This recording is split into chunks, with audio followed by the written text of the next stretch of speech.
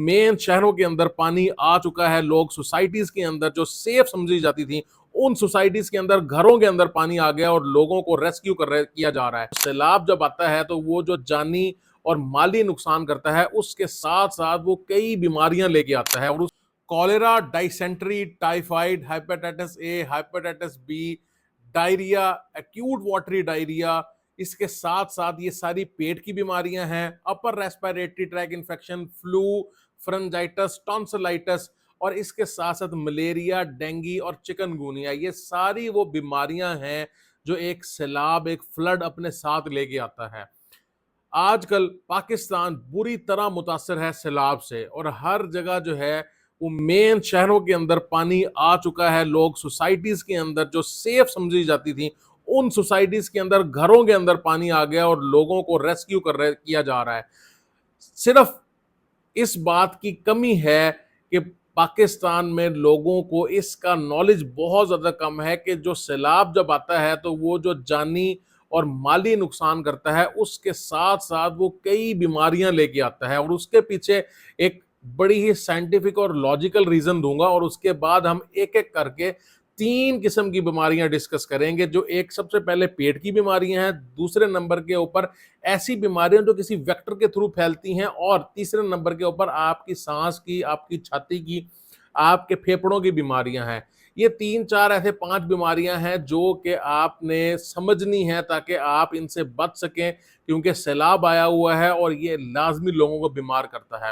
सबसे पहले तो ये देखें कि जब भी सैलाब आता है, ये अपने साथ जो है ये बीमारियां क्यों लेके आता है। ज्यादा देर तक पानी जहां पर खड़ा रहता है, वहां चीजें गलना शुरू हो जाती हैं, मच्छर पैदा हो जाते हैं वहां पर, और वहां पर जो है इन्फेक्शन का खतरा बहुत बढ़ जाता है।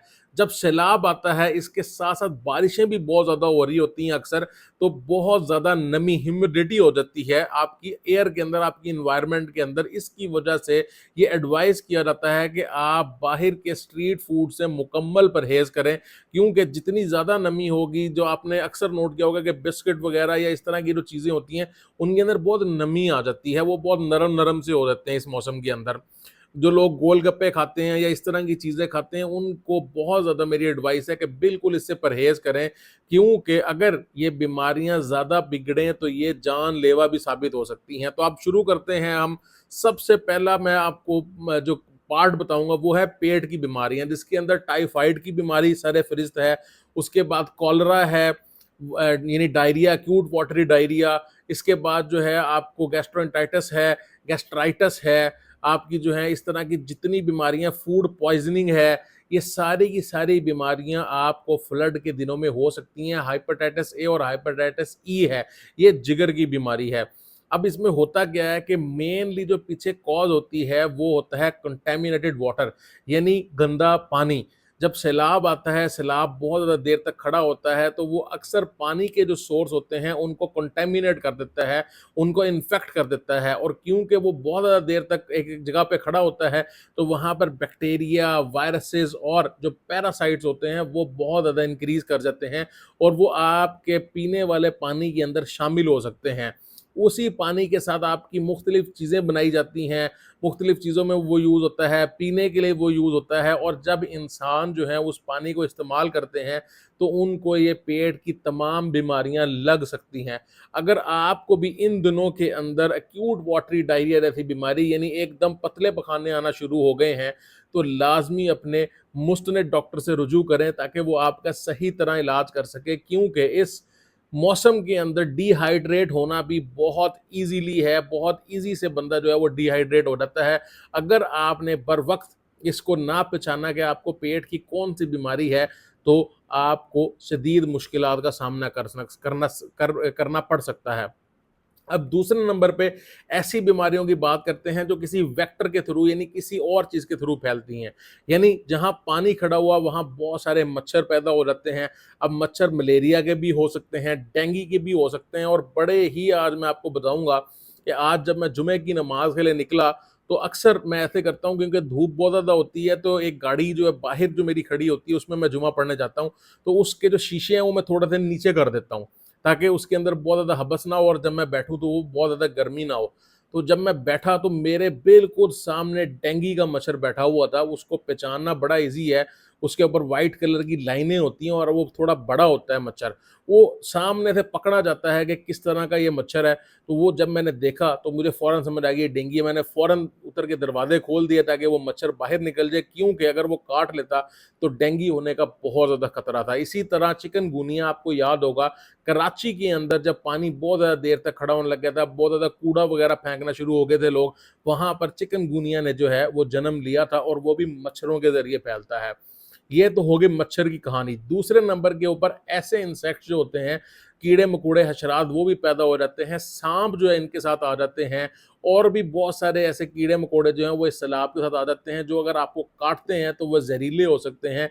इनसे भी आपको बचना चाहिए। अगर कोई भी साँप आपको काट लेता है इस मौसम के अंदर या इस सैलाब के अंदर, तो मैं आपको ये कहूँगा कि आप लाज़मी या तो उस साँप को मार के अपने साथ रख लें। अक्सर ये देखा गया है, क्योंकि उसकी एक बहुत बड़ी रीज़न होती है, क्योंकि जब भी आप साँप के डसे का इलाज करवाने हॉस्पिटल जाएँगे तो वो पूछेंगे आपसे कि कौन-सा साँप था। उससे उनको इलाज में बहुत ज़्यादा मदद मिलेगी, क्योंकि साँप के जो ज़हर होते हैं वो 3 किस्म के होते हैं और जिस तरह का साँप होता है उस तरह के ज़हर के हिसाब से एंटीडोट दी जाती है। अब अगर आपसे वो नहीं मरा या वो भाग रहा है तो एटलीस्ट आप उसकी पिक्चर ले लें या फिर उसका हुलिया थोड़ा-सा याद कर लें कि वो किस तरह का था, ताकि आप जब डॉक्टर के पास जाएँ तो आपको आसानी हो बताने में कि वो किस तरह का था, ताकि उसके ज़हर का पता चल सके और उसका इलाज हो सके। आखिर के अंदर हम बात करेंगे ऐसी बीमारियों का जिसका ताल्लुक आपके गले के साथ है, नाक के साथ है और फेफड़ों के साथ है। इसके अंदर फ्लू जो है वो सर-ए-फ़हरिस्त है। अक्सर लोगों को नज़ला ज़ुकाम हो जाता है, गला खराब जो फ्रंजाइटिस, टॉन्सिलाइटिस हो जाता है, छाती का इन्फेक्शन जैसे निमोनिया वगैरह, इस तरह के इन्फेक्शंस हो सकते हैं इसके अंदर। रीज़न बिल्कुल वही है, क्योंकि ह्यूमिडिटी यानी आप नमी कह लें, नमी बहुत ज़्यादा होती है, उसके अंदर वायरसेस, बैक्टीरिया का खतरा बढ़ जाता है और आपके साथ-साथ ये देखा गया है कि बारिशों के मौसम के अंदर डाइट में खातिर-ख़्वाह जो है ना वो चेंज आ जाता है लोगों की।